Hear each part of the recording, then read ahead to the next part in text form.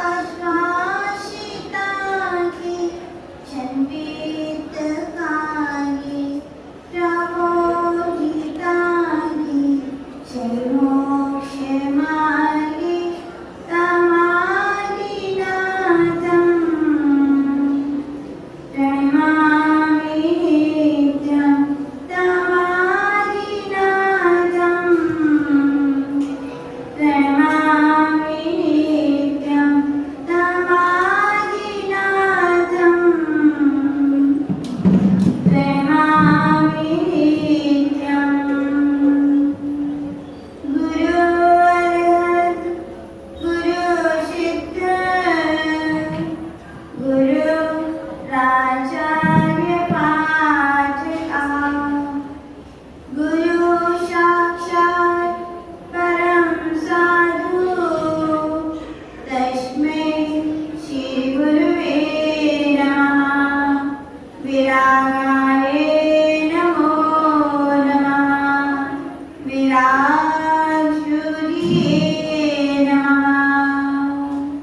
अनंतानंद सिद्ध परमेश्वरी भगवान की देवादिदेव श्री आदिनाथ भगवान की देवादिदेव श्री मुनीश्वरनाथ भगवान की परम पूज्य गुरुनाम गुरुदेव आचार्य श्री स्वामी श्री विमल सागर जी महामुनि राज की परम पूज्य गुरुनाम गुरुदेव आचार्य श्री स्वामी श्री सन्मति सागर जी महामुनि राज की परम पूज्य बुंदेलखंड के प्रथमाचार्य युगप्रवर श्रवणाचार्य सूर्य गच्छाचार्य गणाचार्य गुरुदेव श्री विलास सागर जी महामुनि राज की अहिंसामय विश्व धर्म की उत्तम त्याग धर्म की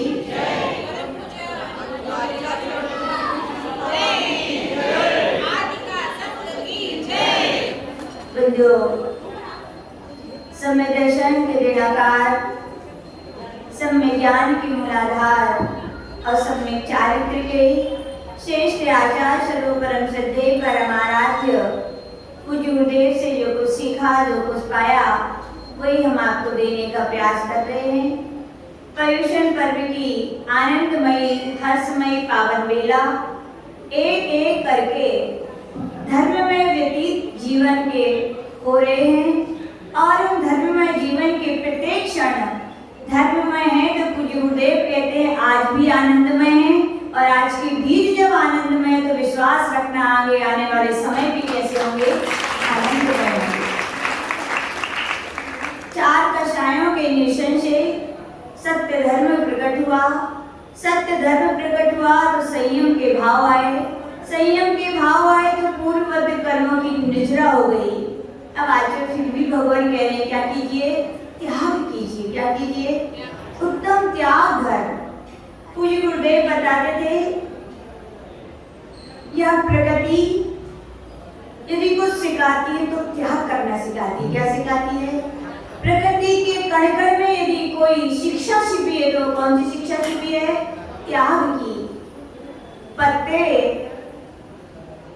का त्याग वृक्ष करता है, वृक्ष फलों का त्याग करता है, गौ जैसे पशु अपने दुग्ध का त्याग करते हैं। यदि त्याग ना करें तो उनके लिए कहा जाता है स्वास्थ्य खराब हो जाता है। मनुष्य जीवन में भी कहा गया यदि मनुष्य के मन का विसर्जन ना हो तो बहुत सारी विकृतियां होने लगती है। ऐसी आचार्य भगवान कह रहे भैया जीवन में यदि त्याग धर्म नहीं होगा तो ये नाव, जीवन रूपी नाव क्या होगी? डूब जाएगी। तो इस जीवन रूपी नाव को संसार के उस पार तक ले जाना है तो आचार्य भगवान कह रहे क्या कीजिए? त्याग कीजिए। और त्याग सारे विश्व में यदि त्याग की मूर्ति के रूप में यदि परिगणित किए जाते हैं तो वे और कोई नहीं है, वो दिगंबर संत हैं। कौन है वो? इतना त्याग किया, इतना त्याग किया, इतना त्याग किया कि तन पर एक धागा भी नहीं रखा। इससे बड़ा कोई त्याग हो सकता है क्या? दिगंबर संतों का त्याग क्या है? उत्कृष्ट त्याग है। इसीलिए सारे विश्व में पूज्य गुरुदेव बताते थे जितने भी मतांतर के साधु जन हो, जब त्याग की बात आती है, किसकी बात आती है? जब त्याग की बात आती है तो सारे लोगों के हाथ जुड़ जाते हैं, सिर झुक जाता है। तो किनके आगे? केवल दिगंबर संतों के आगे।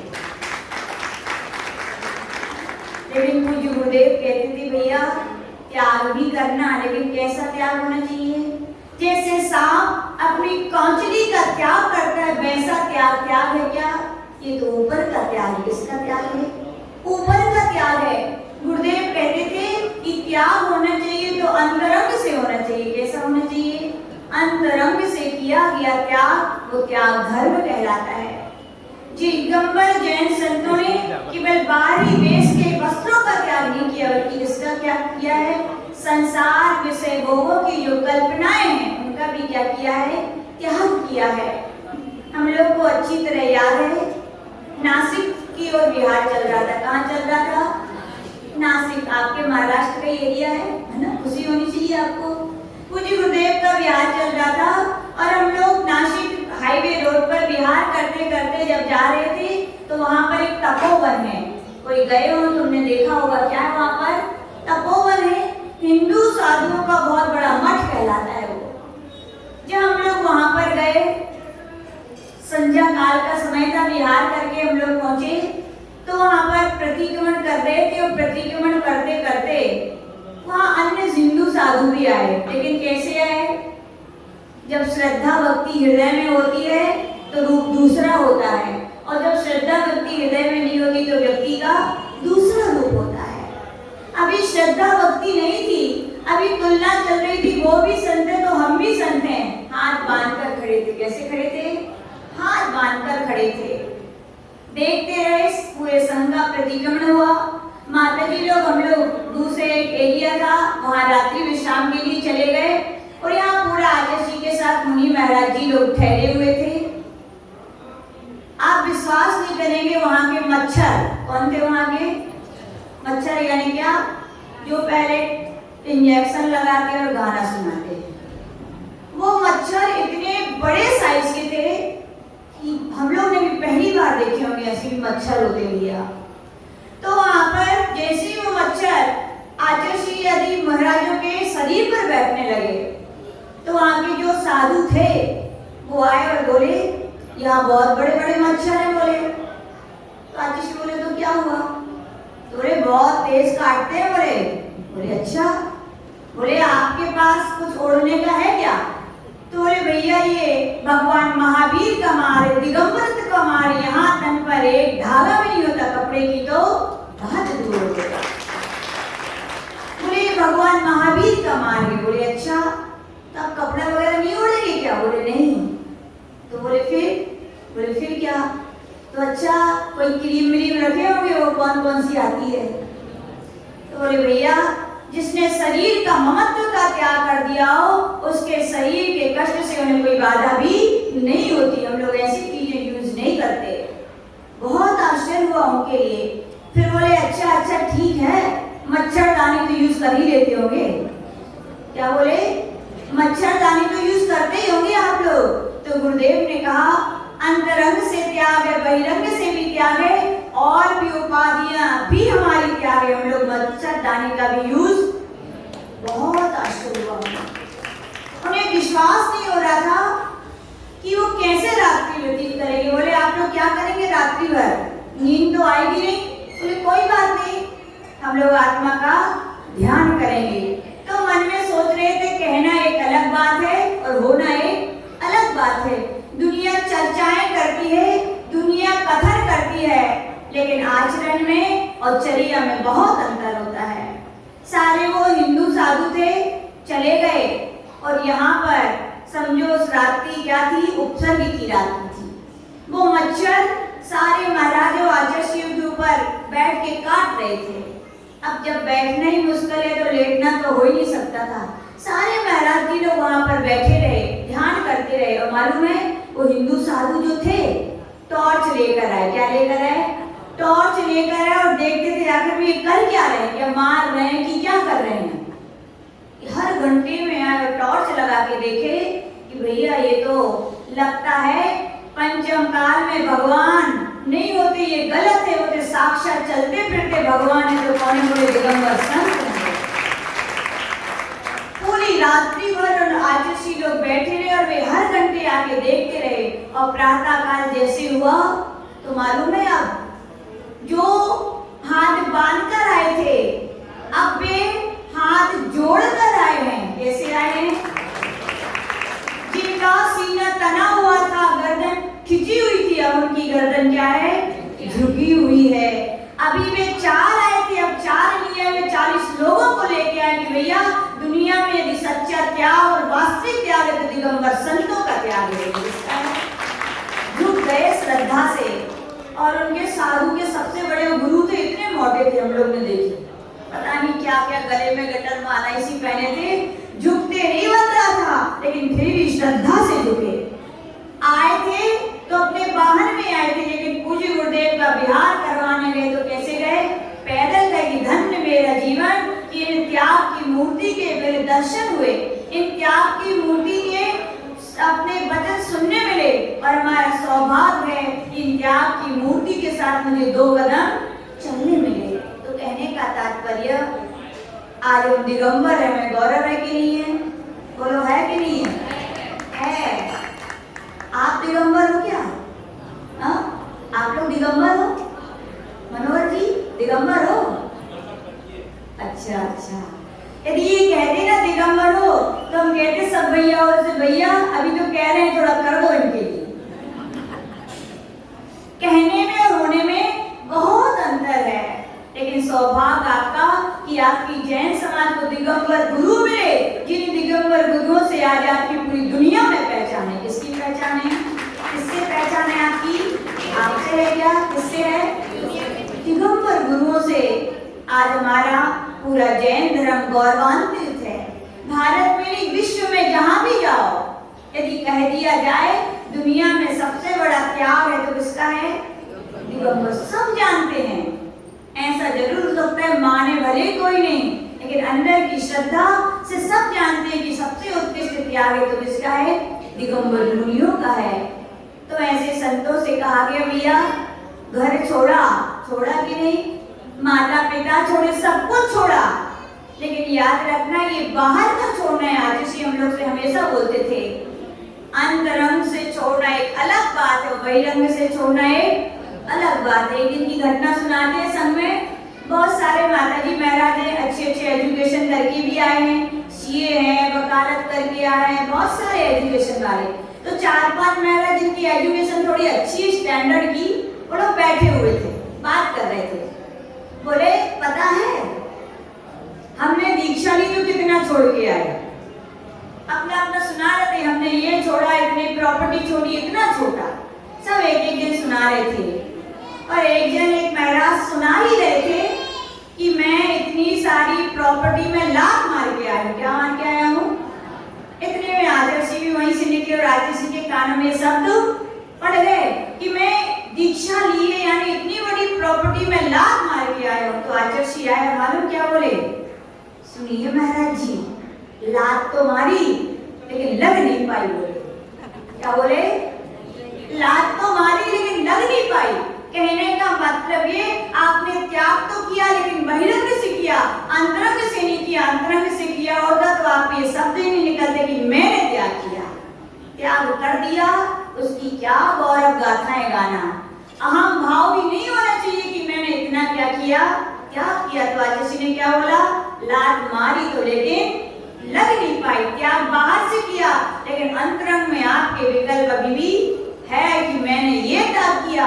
पर आचार्य बोले जब तक ये विकल्प चलता रहेगा, हे महामुनि महाराज, हे श्रवणराज, जो श्रवणत्व की साधना आत्मसिद्धि की साधना है उसको आप प्राप्त नहीं कर पाओगे। बोले तो कहने का तात्पर्य पूर्ण त्याग होता है तो किनका होता है?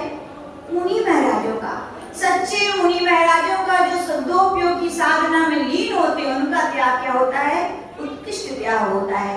अब कहो हाथ जोड़कर प्रशांत भैया, माता जी हम इतने शक्ति नहीं है कि हम क्या बन सके। बोलो बोलो बोलो सब लोग हाथ जोड़ के कि माता जी इतनी शक्ति नहीं है कि हम महाराज बन सके। आप तो हमें क्या उपदेश दो कि हम घर में रह के कैसे त्याग धर्म करें, है ना? सही बात है कि नहीं? तो इसके लिए पूज्य गुरु नानक गुरुदेव आचार्य विमल सागर जी महाराज एक बहुत बढ़िया कहानी सुनाते थे। और आचार्य जी बताते हैं हर गांव में जाएंगे, 10-15 दिन रुकेंगे, सब सुनाएंगे, लेकिन इस कहानी को सुनाना वे कभी नहीं भूलते थे। सुना दे क्या आपको? सुन लीजिए भैया, क्योंकि हमारी नहीं है, हमारे गुरुदेव की नहीं, उनकी भी गुरुदेव की है। एक सेठ जी थे। अब सेठ जी बनाओ, किसको बनाया? चूज करो भैया। कौन को बनाए? पंकज जी बोहरे को। अरे वाह, ये भी अपने आप को सेठ मानना, ये भी बहुत बड़ी बात है। लोग तो घर में पैसा है फिर भी भावनाएं नहीं है, सेठ होकर के भी गरीब बने बैठे हैं। अपने आप को सेठ मानना भी जैसी भावनाएं होती हैं, आतिशी बोलते हैं, वैसा जीवन बनता है। जो व्यक्ति मन से गरीब है, कितने ही पैसा हो, जो क्या है? गरीब ही है। और जो दान करते हैं वो क्या है? क्या है बोलो? अमीर है। मल का संचय करने वाले मलिन कहलाते हैं। क्या कहलाते हैं? और धन का संचय करने वाले कंजूस कहलाते हैं। कौन कहलाते हैं? तो ध्यान रखना, मल का संचय करते हो नहीं हो आप लोग, मल को क्या करते हो? निकालते रहते हो ना। तो ध्यान रखना, धन यदि घर में तो क्या करो? निकालते रहो। क्या करो? लक्ष्मी किसको पसंद करती है? एक बार स्वयंवर हुआ लक्ष्मी का, तो वहां पर सब लोग आए, सब लोग सोच रहे थे जो जिसको चाहता है दुनिया में वो उसको पसंद करता है। ऐसी कहानी है ना। कौन जिसको जितना चाहता है उसको व्यक्ति ये मनोवर्गना का प्रभाव पड़ता है, व्यक्ति उसको चुन लेता है। तो सभी राजा महाराजा सोच रहे थे मैं तो लक्ष्मी को बहुत पसंद करता हूँ, दिन में क्या रात में भी, और जागते क्या स्वप्न में भी देखता हूँ। तो क्या देखता हूँ? बोले लक्ष्मी को ही देखता हूँ। लक्ष्मी जब आई तो उसने सीधा कह दिया, मैं जो मुझे चाहता है मैं उसको नहीं, बल्कि जो मुझे नहीं चाहते मैं उनके लिए पसंद करती हूँ। ध्यान रखना, लक्ष्मी किसको पसंद करती है? जो उसको नहीं चाहते। देखो भगवान तीर्थंकर ने चाहा क्या लक्ष्मी को? फिर भी इतनी विभूति, इतना वैभव कि भगवान के गेट के बाहर पड़ा रहता था, लेकिन भगवान को उनसे कोई मतलब नहीं। तो लक्ष्मी उनका पीछा कर रही थी। तो सेठ जी भी थे, कैसे थे? बड़े धर्मात्मा थे, और एक सुपुत्र थे उनके।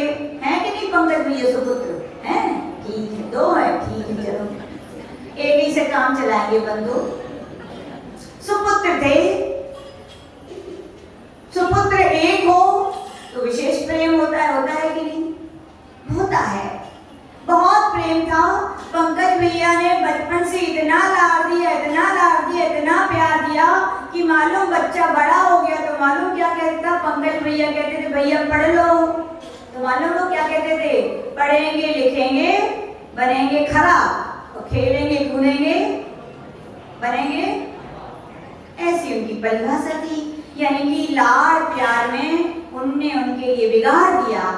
और याद रखना, आतिशी बोलते थे जन्म देने का नाम खाली माता पिता होना नहीं है। ऐसे जन्म तो त्रियंच प्राणी भी दे रहे कि नहीं? फिर आप में और उनमें क्या अंतर? सच्चे माता पिता वे हैं जो जन्म के साथ साथ सुसंस्कार देते हैं। क्या देते हैं? सुसंस्कार दिए हैं। तो माता और पिता हैं। और आतिशी बोलते थे जिन्होंने अपने बच्चों को सुसंस्कार नहीं दे पाए, दुनिया में उनका कोई शत्रु और बैरी नहीं, उनके माता पिता ही सबसे बड़े शत्रु है और बैरी हैं। वो काहे की माँ जो मंदिर ना भेजा पाए? बोलो, माँ कहलाएगी क्या? वो काहे की माँ जो साधु संतों के पास ना भेज पाए? याद रखना, जो माँ जो पिता मंदिर तक आतिशी होती उंगली पकड़कर लाते हैं, याद रखना भैया बुढ़ापा आएगा ना तो वे ही आपके बेटे आपका हाथ पकड़ के आपको शिखर जी की यात्रा कराएंगे। क्या कराएंगे? लेकिन कौन कराएंगे? कौन कराएंगे? बोलो, जिनको आपने मंदिर आना सिखाया है। अब सिखाए नहीं तो विश्वास है कि वो करा पाएंगे? वे तो कहेंगे आप नहीं ले गए, हमें पता ही नहीं है मंदिर कहाँ है, आप भी नहीं बैठो। दो बातें और सुना देंगे। और जिन माता पिता ने बचपन में नमोकार मंत्र सुनाया है, क्या सुनाया है? याद रखना, वे जब अंतिम समय आएगा तो वे ही बच्चे आपको नमोकार मंत्र सुनाएंगे। और आपने नहीं सिखाया है, चिल्लाते रह जाओगे बेटा नमोकार मंत्र सुना दो। और ज्यादा चिल्लाए तो आजकल मोबाइल टीवी का जमाना है, तेज कर देंगे वॉल्यूम तो चिल्लाते रहो। तो याद रखना, आप अपना जीवन का प्रत्येक क्षण और अंतिम क्षण यदि सुख शांति से चाहते तो क्या करो, बच्चों को अच्छे। आपने एक विचित्र बातें चैनल चल रहा सुना है कि नहीं सुना है? सरदार सागर जी महाराज सलेला के हैं, हमारा चतुर्मास वहां पर हुआ। उनके बड़े भाई के बच्चे हैं, एक बच्चा इतना समझदार है, उनके पिताजी आके सुना रहे थे, बोले माता जी एक रात्रि में क्या हुआ, मेरा श्वास खराब हो गया। बोले सब लोग सो रहे थे, मेरी इतनी भी ताकत नहीं उठ के किसी को बता दूं। बोले अचानक ये कितना 2-2.5 साल का लड़का है बस।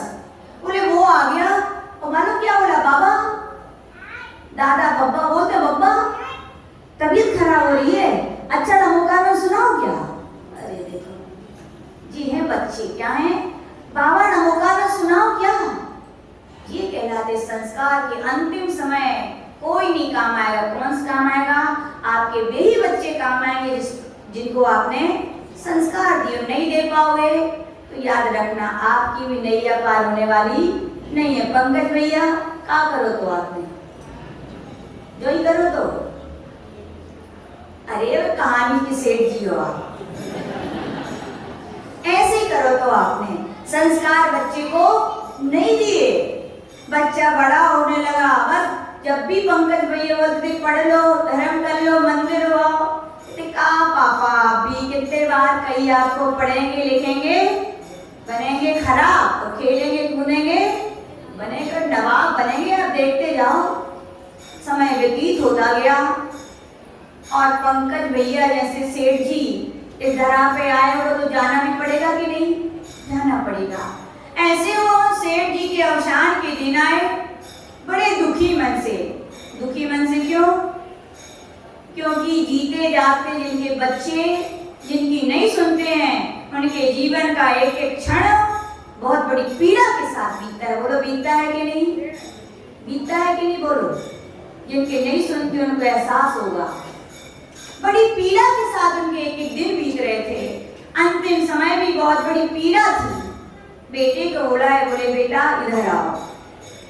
बोले तुमने जीते जी मेरी तो एक नहीं सुनी, लेकिन अब मेरी भावना है, मैं जाने वाला हूं, कुछ तो मेरी मान लो।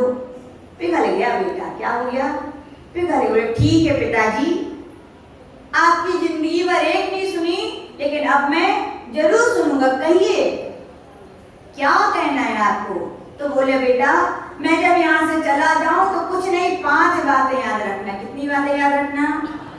बोले बस। बोले ठीक है पिताजी कहो। क्या ठीक है आप कहो, क्योंकि माता पिता क्या होते हैं, बहुत बड़ी जिंदगी में अहमियत रखते हैं कि नहीं। याद रखना माता पिता की बहुत कद्र किया करो। जो नहीं करते हैं उनके लिए बहुत बड़ा पछतावा होता है।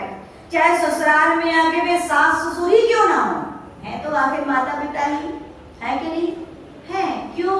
आचार्य बोलते थे भगवान वो हैं जिन्हें हमने बनाया है। भगवान किसको, अपन नहीं तो बनाया प्रतिष्ठा करवा के। एक मंदिर में वो भगवान है जिन्हें हमने बनाया है, लेकिन घर में माता पिता वो भगवान है जिन्होंने हमें बनाया है। बनाया है कि नहीं?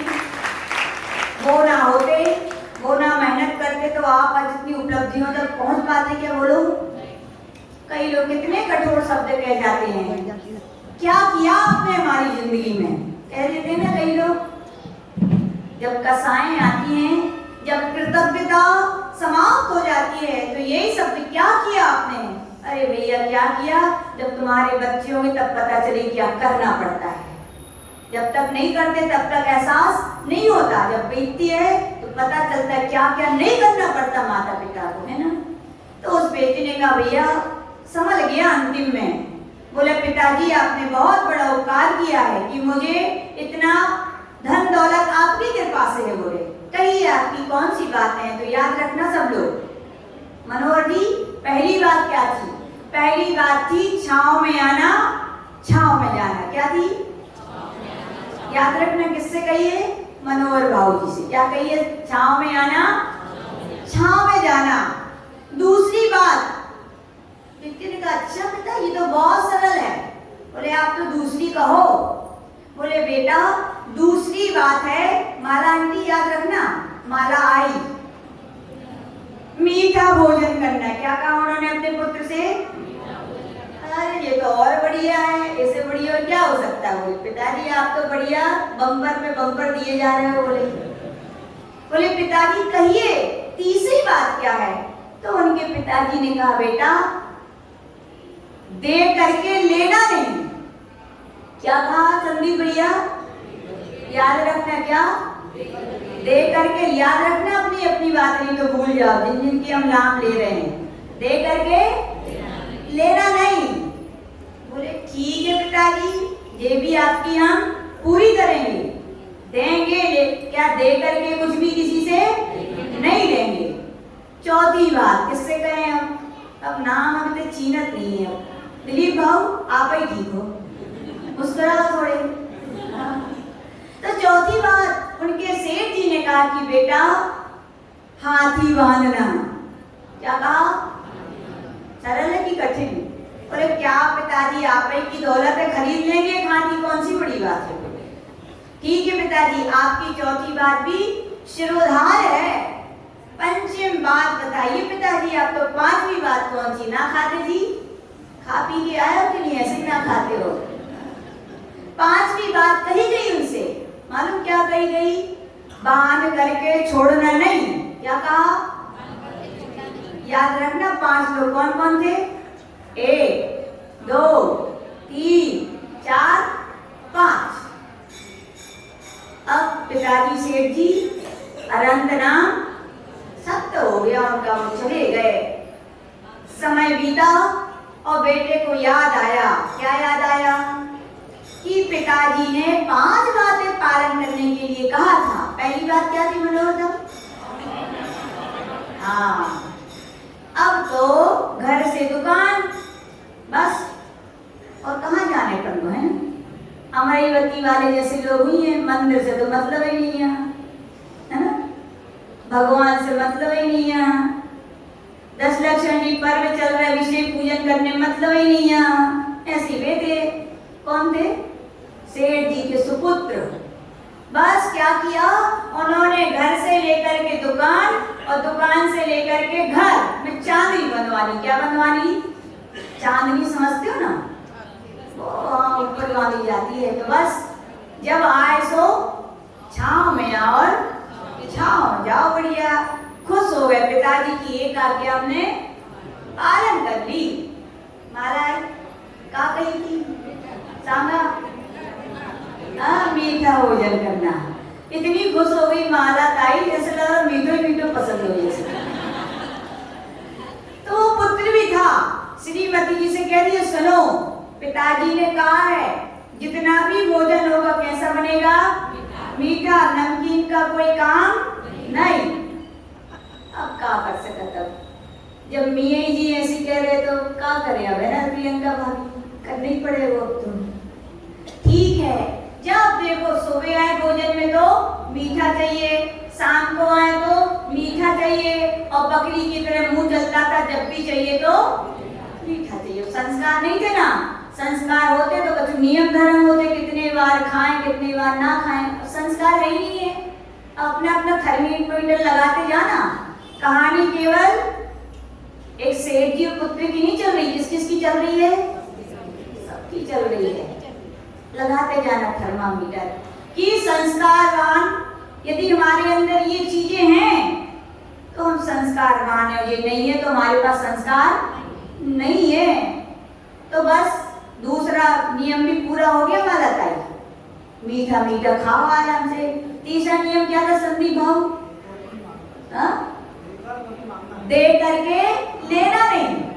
दुकान चलती थी बढ़िया सेठ जी की, होलसेल की बड़ी दुकान थी। वो बेटा जैसे ही बैठने लगे तो जैसे ही ग्राहक आए उन्होंने माल दिया, और जैसे ही पैसे लेने वाले थे की बात याद आ गई। क्या? दे करके लेना नहीं। बोले जाओ। अमरावती के लोग होते, बोले माता जी बताओ दुकान कहाँ है, हम तो तैयार है कि नहीं? सब गांव के लोग बड़े आनंदित, ऐसे अच्छी दुकान वाले मालिक तो कहूंगी दिखे। अब तो जो 2-4 ग्राहक आते थे, अब तो दिन भर दुकान पे भीड़ लगी। क्यों? क्योंकि दे करके देखना नहीं, इससे बढ़िया राम नाम की लूट है, लूट सके तो सब गांव वाले चले गए दुकान पे। फिर तीसरा नियम क्या था दिलीप भाऊ? हाथी बांधना। क्या था? अमरावती में मिल गई एक आध हाथी, तो खरीद लिया और खरीद के ले आए और बांध लिया। हाथी खरीदना सरल है कि उसको बांधना सरल है? लाना तो सरल है। आएगा कितने में? 1 लाख में ज्यादा से ज्यादा। और आयु उसकी 30-40 साल की हुई तो एक दिन में कितना खाएगा? 2-4 हजार रुपया तो चाहिए। यानी कि जितने का हाथी नहीं होता उतने बांधने में उसका खर्चा होता है कि नहीं? लेकिन क्या करें, पिताजी ने कही थी, है ना पंकज बाबू, तो अब तो करने ही है। सुपुत्र इतने अच्छे पढ़ा लिखा के गए थे, सुपुत्र ने कहा कुछ भी हो मैं तो हाथी लाऊंगा और उसके लिए बांधूंगा। 5वें नंबर पे ये तो सो गए लगते। ना खाते जी, क्या कहा था सेठ जी ने? तो सो गए। मतलब नाम है ना खाते बल्कि खाते हैं। और क्या कहा था? बांध करके छोड़ना नहीं। अब बेचारे पुत्र की समझ में ना आए किसको बांधे कि उसको छोड़ा ना जाए। खूब सोचा लेकिन समझ में नहीं आया। एक दिन की बात है, वो अपने घर जैसे ही पहुंचा तो अमिता भाभी श्रीमती जी थी उनकी। कौन थी? सोच रहा था किसको बांधे तो उसके लिए अपनी श्रीमती जी की 2 चोटियां दिख गई। क्या दिख गई? पकड़ी दोनों चोटी और ले गया एक पेड़ के पास आंगन में। पत्नी चिल्ला रही, क्या कर रहे हो? बोले क्या कर रहे हैं? पिताजी का नियम पालन कर रहे। बोले पिताजी कह गए थे बांधना और बांध दी। बोले अब तो छोड़ो। बोले नहीं, पिताजी ने कहा था बांध करके छोड़ना नहीं। बोले अब तो छोड़ने वाला तुम्हें, अब बंधी रहो। धीरे धीरे दिन व्यतीत होने लगे। क्या हुआ मनोहर भाऊ? क्या नियम था? छांव में आना। अब चांदनी थोड़ी बदलती थी कि 2-4 दिन में हवा से हट जाती थी, फिर नहीं बंधवाओ। अब पैसे चाहिए कि नहीं चाहिए? लेकिन दुकान में तो दे करके लेना नहीं। कहां से पैसा है? माला ताई खूब मीठा खिलाएं, पैसे चाहिए। कहां से पैसे आए? और दिलीप भाऊ हाथी बांधा है तो उसको भी खिलाना चाहिए, कहां से पैसे आए? अब परेशान हो गए कि नहीं? परेशान हो गए। कैसे पिताजी जीते जी का जो संस्कार नहीं रहे। देखो याद रखना, जो माता पिता संस्कार नहीं देते उनके बच्चे बाद में कोसते हैं। क्या करते हैं? कैसे माँ बाप मिले इतना भी हमें नहीं सिखा सके कि हम मंदिर जाएं। याद रखने इसकी सिखा देना, नहीं तो वे बच्चे तुम्हारे लिए यहाँ कोसेंगे और नरक में दोनों जन मिल गए तो बस नाल की वो तो एक ही काम है, फाइटिंग, बस लड़ोगे आपस में। इसलिए ऐसे दिन नहीं चाहते हो। आप चाहते हो हमारे बच्चे गौरववान बने और हम पे गौरव करें, तो उस गौरव का काम है कि आप अपने बच्चों में क्या दें? संस्कार दें। तो वे सेठ जी के बेटा को देख लो कोस रहे, कैसे पिताजी कच्छू सिखा के नहीं गए, परेशान और हो गए, ऐसे नियम दे गए जितनों बच्चों तो वो सब खत्म होते, कुछ है ही नहीं है।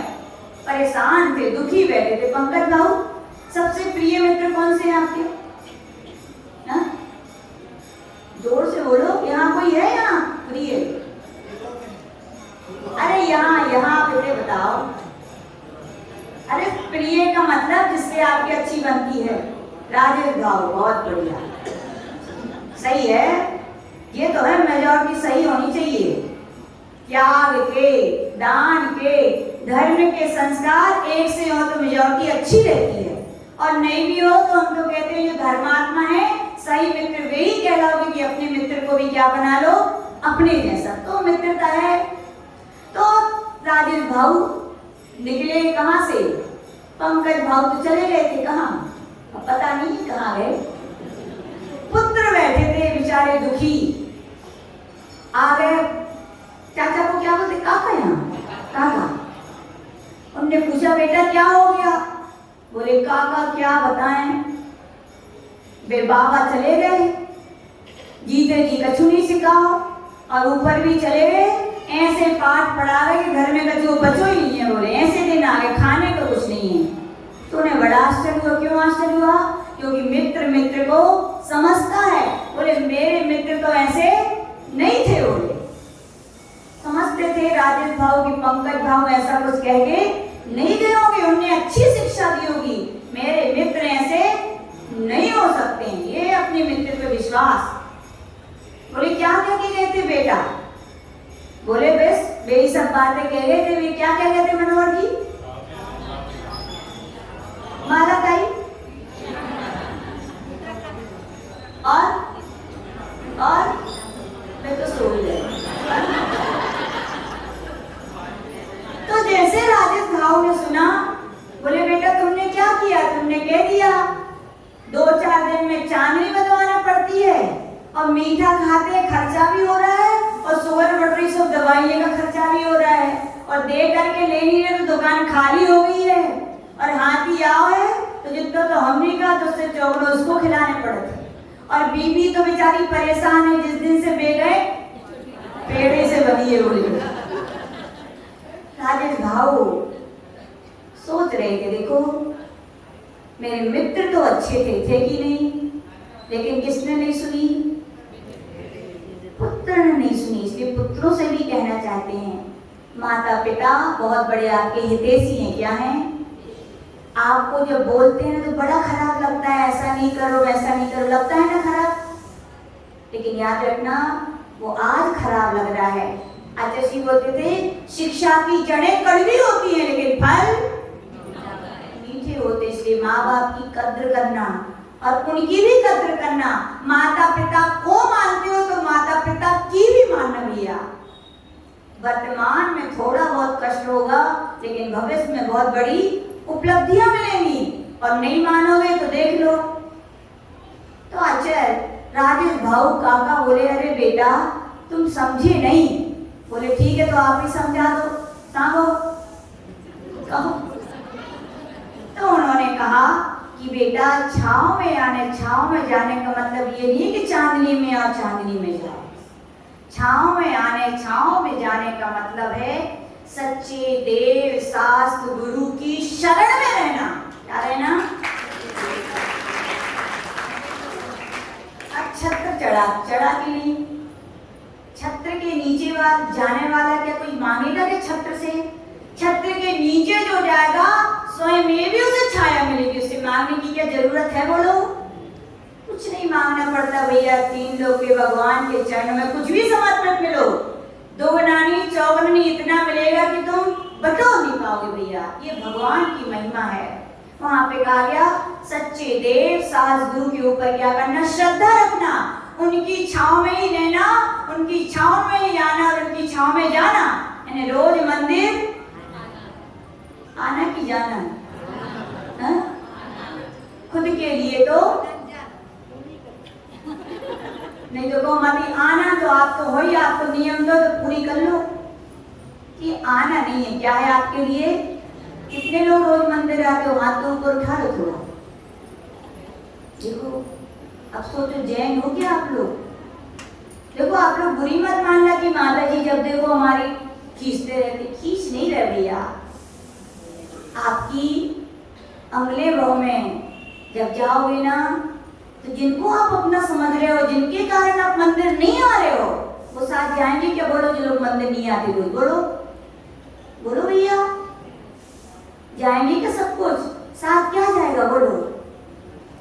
और आज ध्यान रखना, आज आपको जो जैन धर्म मिला है ना, जैन कुल मिला है, जिन्हें भगवान मिले, कैसे मिल गए? ऐसे मिल गए जब नरकों में थे, त्रियंच गति में थे, अन्य जाति में थे, बार बार प्रार्थना की थी हे भगवान एक बार जैन कुल मिले, एक बार जिन्हें भगवान की शरण मिले।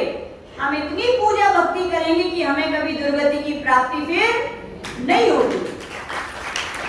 लेकिन यहाँ आके आप सब भूल गए। जब मिल जाता है तो व्यक्ति को सब कुछ की कीमत, लेकिन फिर भी कह रहे भैया जो बीता सो आगे के दिन पाछे गए, गुरु की न मानी अब पछताए होत काजब। हम नहीं चाहते आपके ये दिन आए, हम तो यही चाहते हैं जैसे पहले किया था, आज उच्च कुल उच्च धर्म उच्च समाज मिली है, अभी भी आप ऐसे ही करोगे, अगले भाव में भी आपको ऐसे ही मिले।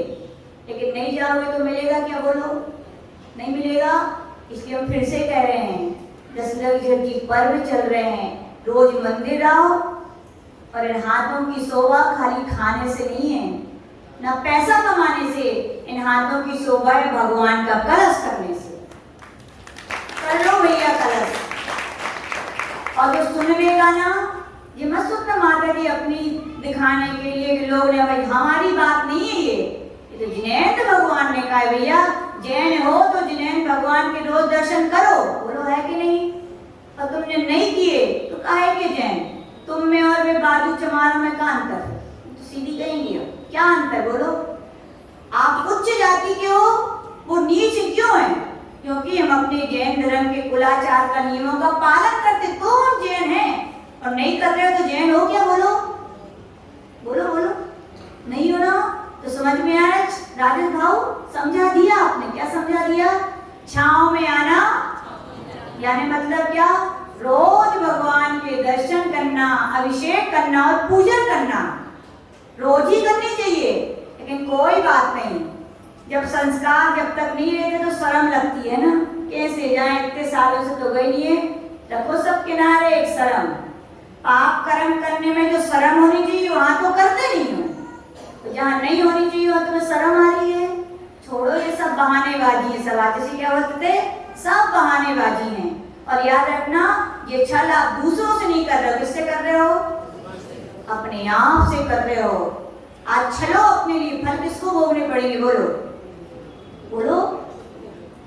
कई लोग बोलते हैं माता जी अभी तो खेलने कूदने के दिन हैं, 30-40 साल के हो जाएंगे तब करेंगे।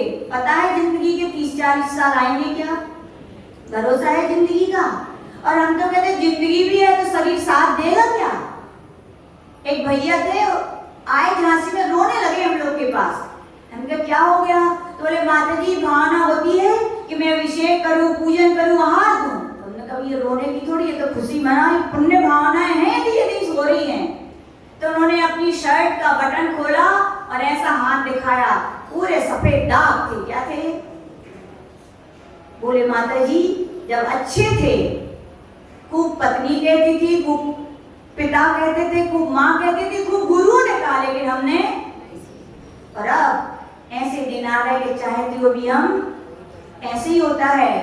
जो समय की, द्रव्य की, शरीर स्वस्थ होती कीमत नहीं करते, उन लोगों के लिए आशीष बोलते अंतराय कर्म पड़ता है, उनको तरसना पड़ता है। बोलते हो ना अपने बच्चों से, अन्न की अभिनय करोगे तो तरसोगे खाने के लिए, बोलते हो। ऐसी 1.5 साल गुरु के होते हुए भी उनकी पूजन भक्ति दर्शन नहीं करोगे तो ध्यान रखना आप भी तरस जाओगे, कभी आपको फिर जिनेंद्र भगवान मिल नहीं पाएंगे।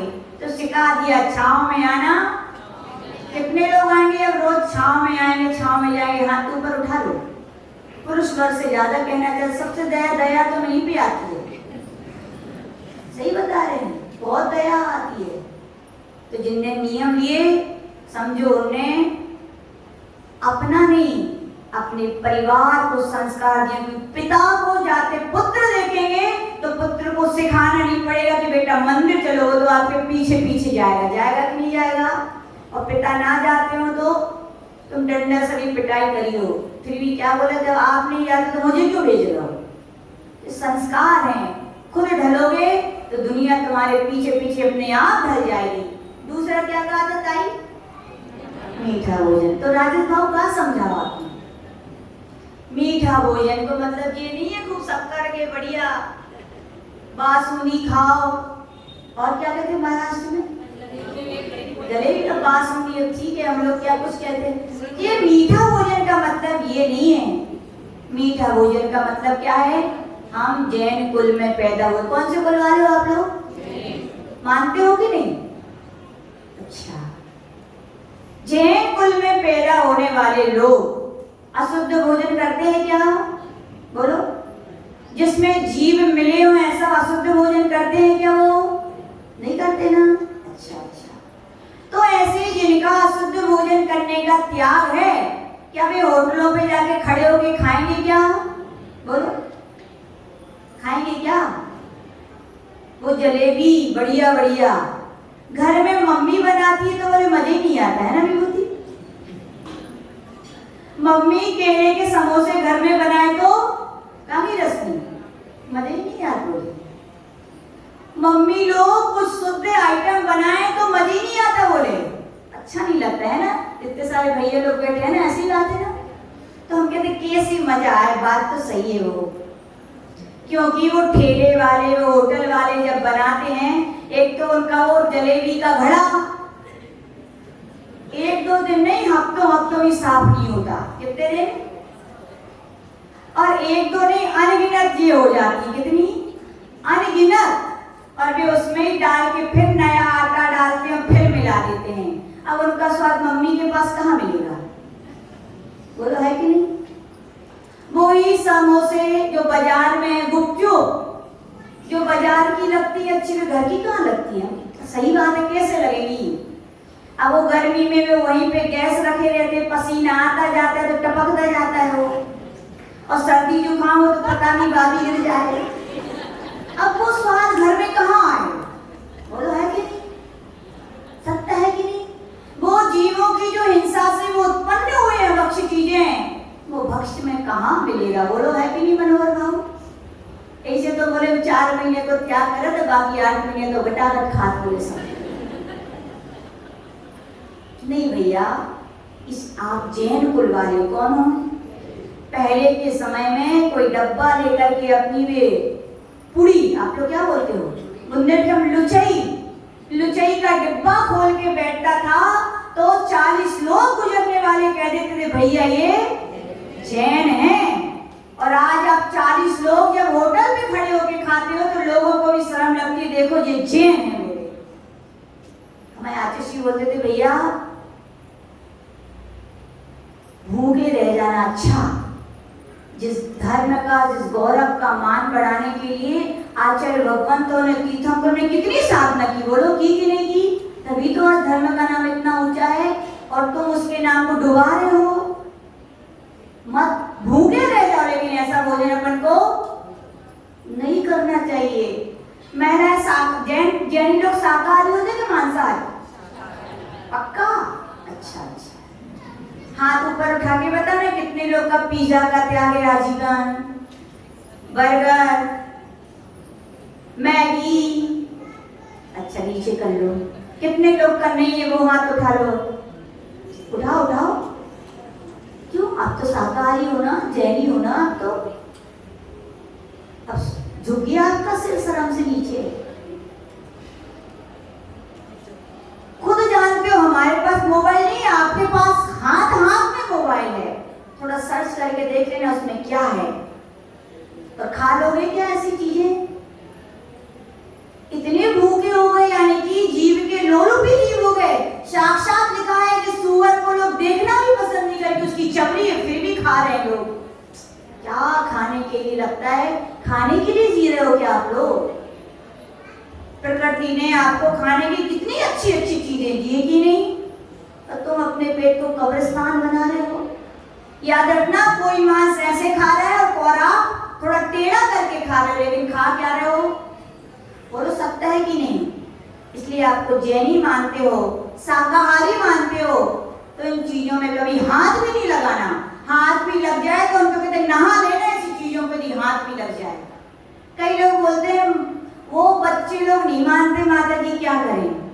वो लाते हैं घर में और कुछ मुंह में थोड़ा ज्यादा नहीं खाते। बोले कितना सा खाते हैं भाभी? कितना खाते हैं? कितना सा खाते हैं? अच्छा ठीक है, वो बेटा इतने से जहर की गोली ला के देगा तो खा लोगी क्या? बोलो खा लोगी? तो फिर जब आप खुद तैयार हो खाने के लिए गंदी चीजें, तो बच्चे आपकी बात मानेंगे? आप मना करोगी तो? इसलिए भैया जैन कुल में पैदा हुए हो, मीठा भोजन करो। कैसा करो? यानी कि इन बाजार की चीजों का मत खाओ, और उनके लिए गंदी चीजें तो मत खाओ। पेट भरने के लिए कितनी सारी चीजें हैं कि नहीं है? तुम्हारे 4 उंगल के पेट के लिए तुम्हें ये गंदी चीजें मिली। साधुओं को देखा करो जो 4-4 महीने के उपवास करते हैं, उनको भूख नहीं लगती क्या? उनका मन नहीं है क्या? सब है, लेकिन आत्मा की शक्ति को, धर्म को जाना है, धर्म के गौरव को जाना है, माना है, स्वीकार किया है। ऐसी चीजों को धर्मात्मा लोग होते वे खाने वाली चीजों तक का भी त्याग कर दिया उनने। तो क्या कर दिया? तो आपसे तो यही कह रहे भैया, जो अपने कुल के विरुद्ध हैं, अपने जैनागम के विरुद्ध हैं, ऐसी चीजों को आप त्याग कर दो भैया, तो ही आप जैनी हो। बाकी आप जैनी कहते रहो, कहने से कुछ नहीं होगा। आज अजैनत्व के संस्कार हो रहे हो अगले जन्म में, पर हम पहले कई बार कहते पंचम काल में सबसे ज्यादा जीव जाएंगे तो कहाँ जाएंगे? कहाँ जाएंगे प्रशांत भाव? कहो जोर से, सुन ले सब जने। कहाँ जाएंगे? चाहते तो यही स्वर्ग जाएं। कहाँ जाएं?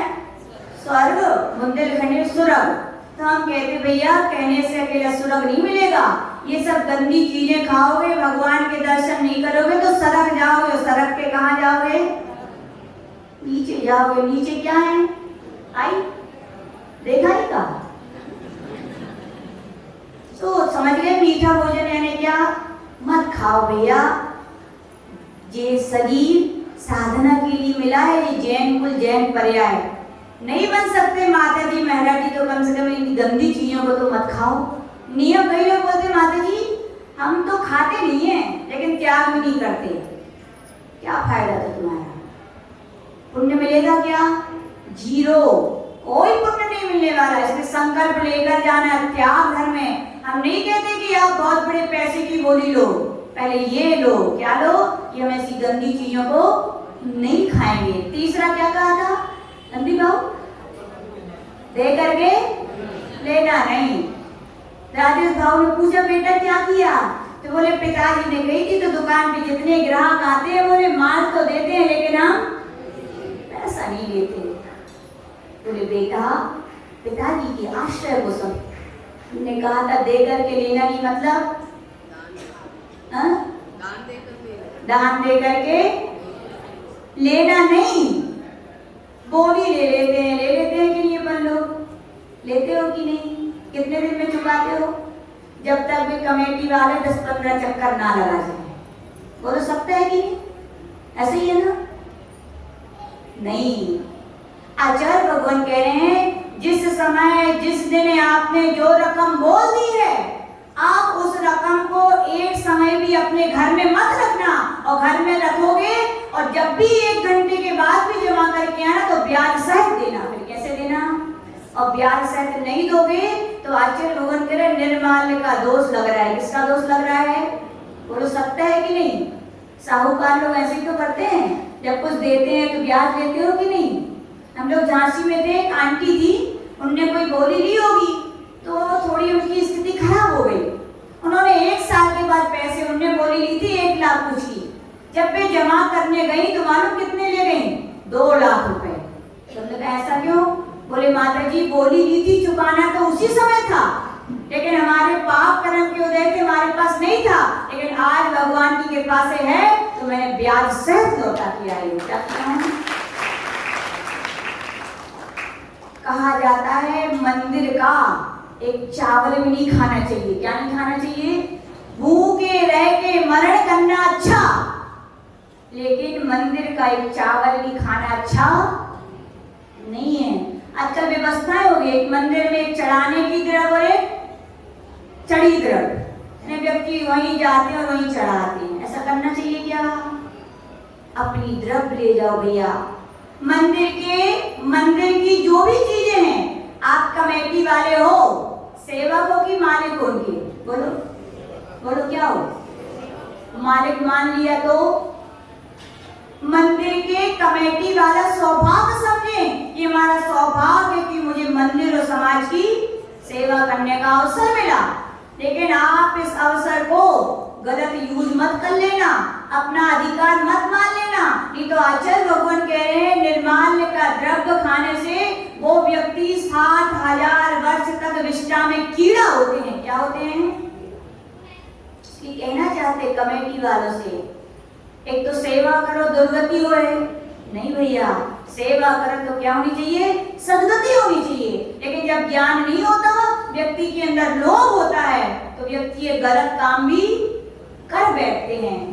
अभी थोड़ा पैसा मिल जाएगा, लेकिन बाद में चाहते हो कि विष्टा की कीड़ा बनो?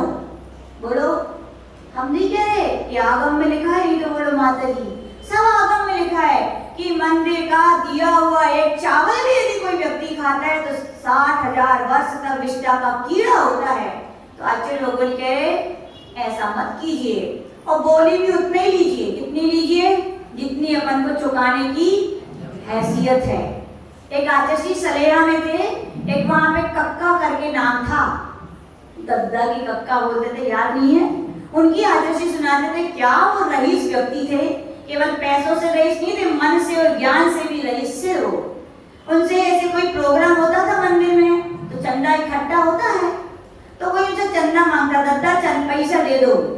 तो पुराने लोग तो पता ही है कितने सारे जेब होते थे, कुर्ता के जेब और कोटी के जेब, कितने सारे, वे भी बहुत सारे कपड़े पहनते थे। तो क्या करते थे, एक एक जेब में हाथ डालते थे, और जितने आ जाएं, क्या आ जाएं, जितने आ जाए। आप लोग जेब में हाथ डालते हो, तो हम लोग ने देखा है कि कोई दान करने आए ना, तो हम लोग देखते हैं उसको क्या करने वाले हैं। देखो तो बड़े अच्छे से पहले तो हाथ डालेंगे, और फिर हाथ डाले में पता नहीं देरी सी हो जाती है, तो उनकी देखे तो करत का है, तो वे पता नहीं उनको पहचान सी है कौन नोट कितने को है, स्पर्श को ज्ञान है।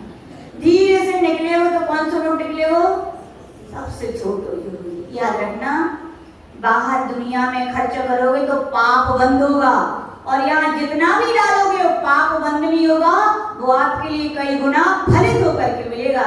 यानी कि आप रिजर्व करना है, दान देना यानी क्या है, रिजर्व करना है। तो वो क्या करते थे, सब पैसा दे देते थे, और कोई कहे दद्दा ये तो कम है, अब लिखवा दो, बोले तो मालूम कहते थे, नहीं बेटा, ये पाप पे काम हमसे मत करवाओ, पाप में मुझे मत डुबो। बोले भरोसा है कि मैं घर पहुंच पाऊंगा जिंदगी का, और मैं मर गया तो मैं नहीं चाहता मरने के बाद में बिना चुकाए यदि बोली का पैसा चला गया, तो मैं नहीं चाहता कि मुझे बैल और घोड़ा बन के चुकाना पड़े। बोले मैं लिखवाने वालों से नहीं हूँ, तुम तो घर आई हो, जब हम घर पहुंच जाए तो जितना चाहे हो सो ले जाना। तो क्या करना चाहिए, बोलियों के पैसे या तो तुरंत चुकाना चाहिए, तुरंत ना चुका पाओ तो कमेटी वालों से समय बांध देना चाहिए, हम इतने समय में आपके जरूर, तो भी थोड़े बहुत पाप से क्या हो जाओगे, आप बच जाओगे। चन्नी चाचा का सुनाया था, वो तो जेब में रख के ही लाते थे कि मुझे आज इतने की बोली लेनी है, और यदि कोई ज्यादा भी ले लेता था उनसे, उनकी मिल गई तो वे उतने पैसे दान करे। बोले मैं तो घर से निकला था, सोचिए दान यानी दान। ऐसे अपन को क्या बनना चाहिए, समझ में आया, दे करके लेना नहीं, और दे करके मंदिर का एक चावल भी लोगे तो हम नहीं करे, कुंद कुंद महाराज करे। जितनी भी दुर्गतियां हैं, जितनी भी कुगतियां हैं, जितने भी त्रियंच पर्याय, विकलांग है, दरिद्र हैं, जो कुछ होते हैं तो किससे होते हैं, ये निर्माण का सेवन करने से होते हैं। फिर क्या कहा था आगे भाजी, आदि बालना। बोले चाच काका देखो, पिताजी कैसो कह रहे थे हाथी बाल, तो हाथी इतना महंगा हो और ऊपर से तो इतना खर्चा होते। तो राजेश भाव बोले तुम मेरे मित्र की भावना को नहीं समझ पाए। बोले मित्र का, उसने ये कहा था हाथी बांधने का मतलब क्या है, अपने गांव में या अपने गांव के आजू बाजू में संत हो तो ना खाते ही बन जाना, योगेश भाव बन जाना, प्रशांत भाव बन जाना, और जाके उनको एक श्रीफल चढ़ाना कि अमरावती में प्रवेश करो महाराज माता। बाकी लोग तो टाइम ही नहीं है, क्योंकि वे तो फालतू हैं लोग, है ना। आप लोग बहुत बड़े आदमी हो, बहुत सारा कारोबार, वो तो फालतू का काम धंधा ही नहीं है उनका, है ना। याद रखना, साधुओं की सेवा से बढ़कर के दुनिया में कोई बड़ा काम नहीं है, और जो साधुओं की सेवा नहीं करते कितना भी कर लो कुछ काम आने वाला सब तो समझ लेना। हाथी बांधना है, समझ गए, साधुओं को लाना भी कठिन है, जरूरी है कि आपके निवेदन पे आई जाएं, वो तो नियोग होते हैं, दाने दाने पे लिखा है अमरावती का ही नियोग था। तो हमने बहुत सोचा कि नहीं जाए, लेकिन आना सही बता रहे हैं कि नियोग रहते हैं। आ गए, अब पूछो आई से, पूछो लता ताई से, पूछो रेखा जी से, और भी विजया से। लाना सरल है, सेवा करना घर में बैठ के। हाँ माता जी आइए, क्लास में चलो, प्रवचन में चलो, प्रतियोगिताएं हो रही है तो फॉर्म भर के चलो, हो गया कर्तव्य पूरा। बोलो, याद रखना, संतों की सेवा नहीं करोगे ना तो जीवन में उपलब्धि आने वाली नहीं है। घर में बच्चों की सेवा करते हो, माता पिता की सेवा करते हो, बूढ़ों की उतना पुण्य नहीं मिलेगा जितना आप साधु संतों की सेवा करोगे। ध्यान रखना, चौकी लगाए तो कौन लगाए? पड़ोसी लगा ले हुए। कौन लगा ले हुए? है कि नहीं? और हमने पहले भी बोला था चौका यानी क्या? चौका यानी बैट बॉल में आई और एक लगाया, कहाँ चली गई बॉल? कहाँ चली गई? बाउंड्री के। तो क्या हो गया? तो याद रखना, जो चौका लगाएंगे उनके जीवन की बॉल भी संसार सागर से पार होगी, बांकों की बॉल पार होने वाली नहीं है। मत डरो भैया चौका लगाने से। जिस श्रवण संस्कृति में उत्पन्न हुए हो, उन श्रवणों की सेवा ना कर पाओ तो क्या तुम्हारा उत्पन्न होना? बोलो मतलब क्या है? और चौका लगाना इसलिए आप लोग ये क्यों माता जी बार-बार लग तो रहे हैं चौका? देखो, जो लगा रहे हैं उनका पुण्य है, लेकिन जो नहीं लगा रहे हैं उनके लिए इसलिए बार-बार बोलते हैं ये श्रवण परंपरा पंचम काल के अंतिम समय तक चलेगी। यदि तुम आज से ही चौका लगाना बंद कर दोगे तो अपने बच्चे तुम्हारे क्या सीख पाएंगे? बोलो, सीख पाएंगे? चौका ऐसे होते हैं। आपने बंद कर दिया तो बेटा तो पहले कह रहा, मम्मी पापा नहीं लगाते तो हम क्या लगाएं? क्या संस्कार आ पाएंगे क्या? बोलो, समाज में, घरों में। इसलिए कहते भैया ये श्रवण संस्कृति प्रवाहमान रहे, इसलिए श्रवणों की साधना में सहायक चौके होने चाहिए भैया। तो दैनिक पड़ोसी के यहाँ लग रहा है तो अपने आप क्या जरूरत है ना? ठीक है, तो दुकान पड़ोसी की खुली हो तो चाबी ताला बंद करके आ जाए करो घर में। क्या करना, पड़ोसी की तो खुली है, बोले ऐसे ही करते हो क्या? खोलते हो ना अपनी दुकान, भली मक्खियां भगाते रहो, खोलते हो ना? तो अच्छे लोगों कह रहे हैं हाथी बांधना, यानी समझ गए क्या करना? साधुओं को गांव में लाना। देखो योगेश भैया, नाथादी जी, प्रशांत भैया ने कितना पुण्य कमाया बता नहीं सकते हम। उन्होंने लाए, आज पूरी समाज धर्ममय है कि नहीं है? आज सारी समाज में ज्ञान की बातें हैं, सारी समाज पुण्य कमा रही है। किसको पुण्य मिलेगा?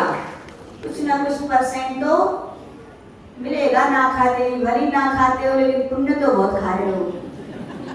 सही बता रहे हैं। और यही नहीं, ऐसे भारत वर्ष में जितने भी श्रावक हैं जो साधुओं को लाकर उनकी सेवा करते हैं, यानी क्या, हाथी को बांधते हैं, क्या करते हैं? सरल है कि कठिन है? श्रद्धा भक्ति हो, अंतर की भावना है तो बहुत सरल है, और श्रद्धा भक्ति नहीं है तो बहुत कठिन है। उन्हीं के लिए कठिन है। आचार्य बोलते साधुओं की सेवा करना जिनके अंदर श्रद्धा भक्ति नहीं होती। और जिनके अंदर श्रद्धा भक्ति होती है वे तन क्या, मन का, धन का, वे अपना जीवन भी पूरा साधुओं की सेवा में क्या करते हैं? लगाने की भावना रखते हैं। तो क्या करने का? हाथी बांधने का। और अंत में कहा कही थी ना खाते जी बना भूल गए, क्या कहा था? बांध करके छोड़ना नहीं, मतलब चोटी बांध दो नहीं भैया। बांध करके मतलब है मनुष्य जीवन मिला है, मनुष्य जीवन की सफलता है। ये रत्न दीप है, ये संयम का दीप है, ये रत्नात्रय का दीप है, ये चारित्र का दीप है मनुष्य पर्याय। एक आध रत्न तो ले लो भैया। क्या ले लो? कुछ ना कुछ जीवन में व्रत ले लो, नियम ले लो, संयम ले लो। बांधना कहलाता है। क्या कहलाता है? नियम का लेना है, बांधना, और छोड़ना नहीं। यानी क्या? प्राण जाए पर वचन नहीं, नियम न जाए, प्रण न जाए। जो नियम लिया है फिर तो प्राण जाए तो जाए, लेकिन नियम हम नहीं तोड़ेंगे। इसका नाम क्या है? बांध करके छोड़ना नहीं। कई लोग तो नियम ही नहीं लेते। बोले क्या बताएं माता जी, टूट गो तो कैसे टूटेगा भैया? बच्चे तो हो नहीं आप। हाथ में सोने की घड़ी हो, गले में सोने का हार हो, तो छूट जाता है क्या? याद नहीं रहता क्या? फिर तो सोते हुए भी याद रहता है। वो नहीं घूम सकता, वो नहीं टूट सकता, तो नियम कैसे टूट जाएंगे बोलो? ये तो अपनी मन की कमजोरी है। जो लोग बोलते हैं कि नियम हम नहीं ले सकते, टूट जाएंगे। अरे भैया, सब कुछ हो सकता है। हो सकता है कि नहीं? आत्मबल एक बहुत बड़ी ताकत है। नियम जीवन में होनी चाहिए। कहा गया जिनके जीवन में छोटे छोटे नियम नहीं होते, उनका जीवन फूटे हुए घड़े के समान है। कितना भी जल भर दो, रहेगा क्या? कुछ नहीं रहेगा। नियम होने चाहिए, और नियम लेने के बाद तोड़ना चाहिए क्या? शिक्षा लेनी चाहिए। सिंह की पर्याय जैसे जानवरों के, शियार के, जिन्होंने मरना पसंद किया, लेकिन नियम, जब जानवरों ने नियम नहीं तोड़े तो आप क्या हो बोलो? क्या उनसे भी नीचे गिरे हो क्या? मनुष्य हो ना, मननशील हो, इतने मन को पक्का करो कि नियम भी लेंगे, और कैसे लेंगे? हम दृढ़ता से पालन करेंगे। एक बार की एक बात है, अमरावती की कौन सी गली कहलाती? बुधवारा गली है ना? हाँ, तो एक बार क्या हुआ, एक मैतरानी निकली यहाँ से। कौन निकली? तो एक बोली थी लोटा हाथ में, और उसमें आई गंगा जल रखी थी। क्या रखी थी? बस जा गली में जैन हो रहे, जैनों को मोहल्ला है। किसका है? जैन ज्यादा रहते हैं, छिटके जा रही थी। तो किसने देख लिया? अब हम किसको नाम दें? अब नाम नहीं, एक तो क्या लोग आते नहीं, तो नाम हमें आए कहाँ से? भरत जी आप तो आए थे, नहीं तो अपने राज जी लोखंडे तो आते ही रहते, उन्हीं को नाम लेते हैं। वे सबको जानते सुबह से। एक उनकी सरलता मेरे को बहुत अच्छी लगती है। अभी 10 दिन में तो एक बहुत अच्छा गुण देखा। अब गुण देखते तो रहा नहीं जाता। मैं देखती हूँ, भली वे मैन अभिषेक की पीठ पर बैठते हैं, लेकिन अभिषेक सबसे लास्ट में करते हैं। सबको क्लास दे देते हैं, उसके बाद करते हैं। और कई बार हम देखते हैं सब पूरा ढाल देते हैं, उनको मिलता भी नहीं है, लेकिन फिर भी चेहरे पर प्रसन्नता। ये धर्मात्मा का लक्षण, कि दूसरे धर्मात्मा को मौका दे रहे हैं। तो राजन आप ही ठीक हो माई लोखंडी जी। तो उन्होंने देखा कि बताओ जैनों के मोहल्ला में जा रही है, और पता नहीं पानी का छिड़क रही है। उसको लाए इधर आ, बोले तो बोले क्या कर रही हो? बोले पान जो छिड़क रहे। बोले क्या है? बोले गंगा जल है। बोले क्या है? बोले गंगा जल है। बोले तुम हमारे घर से निकलती हो तो हम लोग शुद्ध करते हैं जगह, और तुम जैनी को मोहल्ला शुद्ध करके आ गई। तो उसने क्या बढ़िया उत्तर दिया। बोले हम लोग तो भंगी हैं। क्या हैं? जाति के भंगी हैं, लेकिन ऐसा हमने जैन गुरुओं से सुना है कि जो नियम लेके तोड़ देते हुए महाभंगी होते हैं। एक आध निकल ना गया, इसलिए मैं यहाँ की रास्ता शुद्ध कर रही हूँ। बोले समझ में आया कि नियम लेके तोड़ने वाले क्या होते हैं? तो इसका मतलब नियम लेने चाहिए कि नहीं लेने चाहिए? बोलो, लेने चाहिए। कई लोग बोलते हैं हम आलू नहीं खाते, लेकिन त्याग नहीं कर सकते। पुण्य मिलेगा क्या? नहीं मिलेगा। इसलिए जो भी जीवन में नियम लो, सच्चे मन से क्या करो? पालन करो, तभी यानी बांध करके छोड़ना नहीं। तो समझ में आया राजेश भाऊ? बढ़िया समझाया आपने। तो सही ज्ञानी तो आप ही लगते हैं हमारा।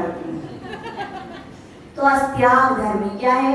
अब पूछो माता जी, हम एक कहानी में हम क्या त्याग करें? पूछो पूछो माता जी, क्या हम नियम लें? तो पहला नियम ये है कि हम सच्चे देव सास गुरु के अलावा किसी को भी पूजेंगे नहीं। पहला नियम। कितने लोग पालन कर सकते हैं? हाथ ऊपर करो। बहुत कम लोग। क्यों भैया? अपने घर में सब कुछ हो तो पड़ोसी के हाथ फैलाने कोई जाता है क्या? इतनी कच्ची श्रद्धा है देव सास गुरु के ऊपर कि उनको पूजना जरूरी है क्या? याद रखना, मिथ्यात्व से बढ़ के कोई बड़ा पाप। कोई भूखा हो, भोजन ना मिले और भोजन मिल जाए, विष से मिला हुआ मिले तो कोई खाएगा कि भूखे रहना पसंद करेगा? बोलो, है ना? तो हम आपसे समझा रहे हैं, हो सकता है आपके किसी भाव का पाप कर्म उदय में आ रहा है, इसलिए आपके घर में ये सब हो रहा है, आप अन्न के प्रति श्रद्धा रख रहे हो, आपके पाप कर्म का उदय है। लेकिन अपने जीवन का, अपना भविष्य अच्छा चाहते हो तो हम कह रहे हैं कि मत भोजन के चक्कर में विष खाओ। विष तो एक भाव में मारता है, लेकिन ये मिथ्यात्व भाव में आपके लिए दुखी करेगा। पर हम नहीं कह रहे, ऐसा जिनेंद्र भगवान ने कहा है, एक बार जो ऐसे देवी देवताओं को नमस्कार करता है 4 लाख पर स्त्री सेवन बराबर पाप लगता है। कितना लगता है? अब सोचो, जो लोग करते कितना पाप कमा रहे हो और सोचते हो उनसे सब मिल जाएगा। मिलेगा क्या? बोल रहे हो पाप के बीज, पुण्य मिलेगा क्या? धन दौलत आएगी क्या घर में? बोलो, 3 काल में नहीं आने वाली। और त्याग करके देख लो, पुण्य लक्ष्मी वीतरागियों की चेरी है। वीतरागी ने सब त्यागा है तो उनके पीछे पीछे भाग रही है कि नहीं? श्रद्धा रखो, थोड़ी दृढ़ता लाओ कि हम सच्चे देव शास्त्र गुरु के अलावा किसी को भी हम श्रद्धा से नहीं मानेंगे।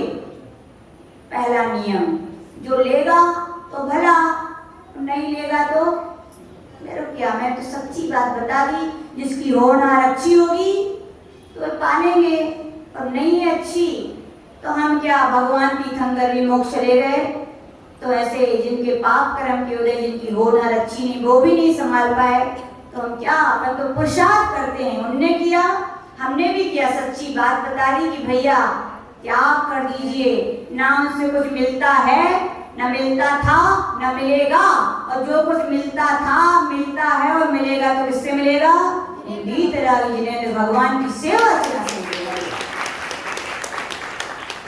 दूसरा त्याग, पूछो माता जी क्या नियम लेना है? पूछो भैया। ये लेना है, आप प्रतिमा नहीं धारण, वैसे करना तो चाहिए प्रतिमा धारण, घर घर में चक्की है कि नहीं? घर घर में मिक्सर है, घर घर में पानी है, सब है।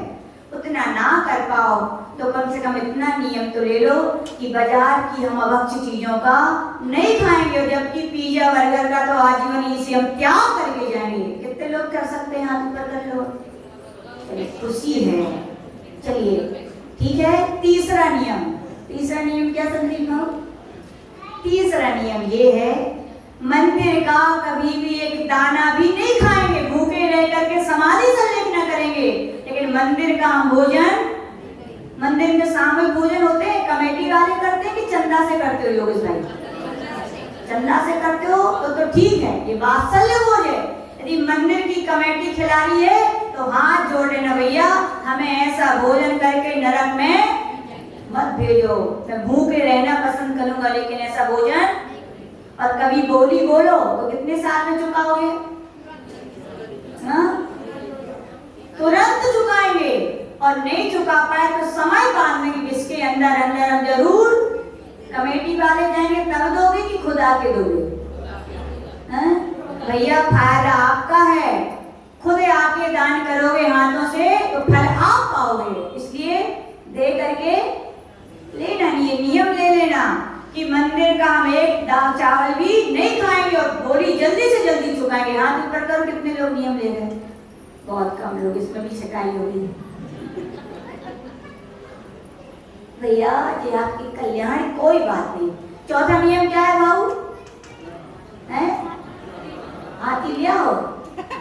नहीं, हमेशा मन में भावना रखना, भगवान जब तक जैन धर्म है तब तक हमारी अमरावती नगरी में जैन साधु संत आते रहे और हम उनकी सेवा करते रहे। कितने लोग नियम ले सकते हैं? हाथ ऊपर करो, बेइयो जो सेवा कर सके। सेवा कर तो खाली चौका नहीं है, घबराओ मत। ये तो इसलिए सिखाया है क्योंकि ये परंपरा चलती रहे, क्योंकि बिना हार के भैया इतने शक्तिशाली साधु नहीं है कि उपास करते हैं। संस्कार, ये सवर्ण संस्कृति चलती रहे तो आहार जरूरी है। कोई बात नहीं, रोज चौका ना लगाओ, महीने में 1-2 बार तो लगाओगे, हैं? जरूर। और किसी ना किसी प्रकार की हम सेवा जरूर करेंगे।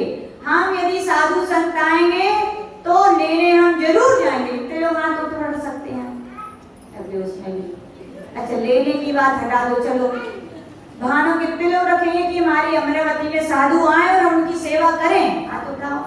अब बहुत सारे, चलो कम से कम ये भावना भावोगे तो मुझे विश्वास है आज भावना हुई है तो कल आपकी सेवा के भी भाव होंगे, हम विश्वास रखते हैं। फिर ना खाते जी क्या नियम लेने का, जीवन में कोई ना कोई व्रत नियम। कितने लोग अच्छा व्रत करते हैं? हाथ ऊपर कर दो। महिलाओं में छोटे मोटे व्रत, नमोकार मन, भक्तांबर, अष्टमी, चतुर्दशी, कितने लोग करते हैं? इसमें भी छटाई होगी। पुरुषों में कितने लोग व्रत करते हैं? ओ जिस श्रोमणी है ताली बजाओ उनके लिए जो व्रत करते हैं आपके समाज के, जो नहीं करते उनके लिए क्या कहें? ऐसी खाते खाते जिंदगी निकाल दोगे भैया आप लोग। मंगेश भैया व्रत ले रही हो, योगेश भैया व्रत ले लेना कि हम भक्तांबर जी के 48 व्रत एकादश से करेंगे। कैसे करेंगे? इतना नहीं कर सकते। दुकान पे ग्राहक आते तो कितने दिन अपन नहीं खाते, कितने टाइम चलता काम की नहीं। कितने पुरुष हैं कि व्रत ले सकते हैं कि भक्तांबर जी के 48 व्रत एकादश से करेंगे? कितने लोग ले सकते हैं? हाथ उठाओ। चलो इतनी खुशी है, कम से कम दोगुने तो हो गए। तो याद रखना अपने जीवन में व्रत होने चाहिए और नियम भी। कितनी सारी चीजें अपन नहीं खाते, क्या नियम है क्या सबके? नहीं है ना। तो लिस्ट बनाना, अब नहीं की तो लिस्ट नहीं बन पाई क्योंकि हरी 10,000 होती है, अपन को मालूम भी नहीं है। लेकिन अपन ये लिस्ट बना सकते हैं कि 10,000 में 100 हरि के नाम लिख लेना। इन 100 के अलावा हमारे सबका क्या आपको कितना पुण्य मिला? 9,900 हरि के त्याग का पुण्य आपके खाते में आया कि नहीं आया? इतने जीवों की रक्षा हो गई कि नहीं? ऐसे बहुत सारे नियम हैं जो अपने जीवन में लेना चाहिए। तो ये 5वां हो गया। क्या हो गया? यानी कि हम जरूर क्या लेंगे जीवन में, कोई ना कोई नियम लेंगे। तो इस प्रकार से आज का त्याग धर्म आनंद आया कि नहीं आया? आया। देखो त्याग की चर्चा में इतना आनंद है तो हम तो कहते हैं सब महिलाएं सबका त्याग करके आई का माता जी बन के देखो और सब लोग महाराज बन के देखो, फिर देखो पूरे त्याग में क्या आनंद है। तो ऐसा त्याग धर्म भैया जीवन कोई नहीं, अपनी भावनाओं को बहुत प्रसन्न और प्रसन्न के साथ बहुत बड़ी जीवन की उपलब्धियों को देता है। तो त्याग धर्म हमारे धर्म की शान है। किसकी शान है? हमारे धर्म की शान है और हमारे जीवन की भी बने। इसी भावना के साथ देवदेव परम पूज्य आचार्य गुरुदेव विराट सागर जी महाराज की जय। ओम ह्रीं उत्तम त्याग धर्माकाय नमः। ओम ह्रीं उत्तम त्याग धर्माकाय नमः। ओम ह्रीं उत्तम त्याग धर्माकाय नमः। ओम ह्रीं उत्तम त्याग धर्माकाय नमः। ओम ह्रीं उत्तम त्याग धर्माकाय नमः। ओम ह्रीं उत्तम त्याग धर्माकाय नमः। उत्तम त्याग धर्म की जय। परम पूज्य गणाचार्य गुरुदेव विराट सागर जी महाराज की जय। चलिए पेपर निकालिए। हेलो, एक मिनट खाली हो।